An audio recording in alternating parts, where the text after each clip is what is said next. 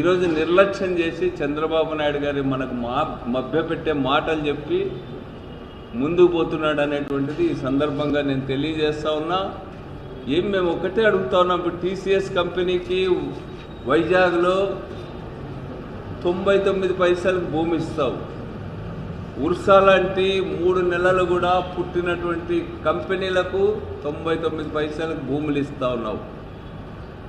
మీ అనుయాయులకంతా భూములు 99 పైసలకే కట్టబెడతావు. అసలు 99 పైసలు అనేది ఉందా? 99 పైసలు ఎక్కడైనా చూడగలమా మనం?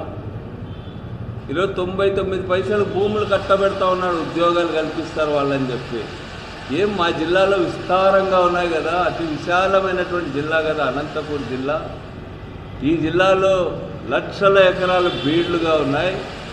ఇక్కడ ఎందుకు అట్లాంటి సౌకర్యం మీకు కల్పించాలని నేను అడుగుతా ఉన్నా. అనంతపూర్ జిల్లా లాంటి జిల్లాలు మీకు అత్యధిక స్థానాలు ఇచ్చినటువంటి జిల్లా ఇవి.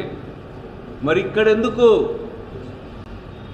మీరు అవసరమైన భూములు కేటాయించి ఇక్కడ భారీ పరిశ్రమలు తేవడానికి ఎందుకు ప్రయత్నించాలని చెప్పి నేను చంద్రబాబు నాయుడు గారిని అడుగుతా ఉన్నా ఈ సందర్భంగా. అందుకని ఈ రాష్ట్ర ప్రభుత్వం విధానాలు ఈరోజు అభివృద్ధి చెందిన ప్రాంతాలను మరింత అభివృద్ధి వైపుగా, వెనుకబడిన ప్రాంతాలను మరింత పాతాళంలో పడేసేటువంటి విధంగా ఉన్నాయి ఈ విధానాలు సవరించుకోవాలని చెప్తా ఉన్నాం.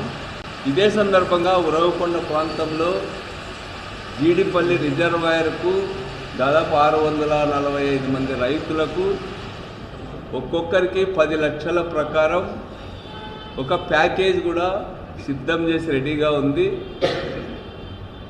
జీడిపల్లి గ్రామ పునర్నిర్మాణం చేయాల్సినటువంటి అవసరం ఉంది. వాళ్ళకు వెంటనే కూడా దాదాపు 55 కోట్ల రూపాయలు వాళ్ళకు వెంటనే ఇవ్వాలనేటువంటిది కూడా చంద్రబాబు నాయుడు గారు వచ్చిన సందర్భంగా వాటిని అనౌన్స్ చేయాలని చెప్పి నేను కోరుతా ఉన్నా.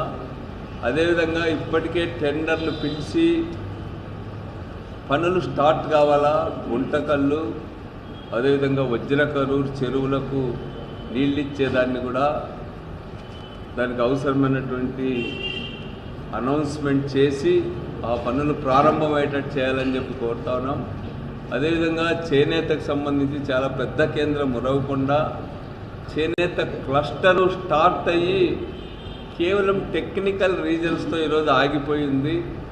100 మందికి లాభం జరిగేటువంటి ప్రాజెక్టు చేనేత క్లస్టర్, పెన్నహోబిలం చేనేత క్లస్టర్ను కూడా వెంటనే స్టార్ట్ అయ్యేటువంటి విధంగా చర్యలు తీసుకోవాలని చెప్పి కూడా ఈ రాష్ట్ర ప్రభుత్వానికి విజ్ఞప్తి చేస్తున్నా ఈ సందర్భంగా అని చెప్పి తెలియజేస్తా ఉన్నా. ఇవన్నీ కూడా చంద్రబాబు నాయుడు గారు పరిశీలించాలనేటువంటిది నేను ఈ సందర్భంగా కోరుతాను.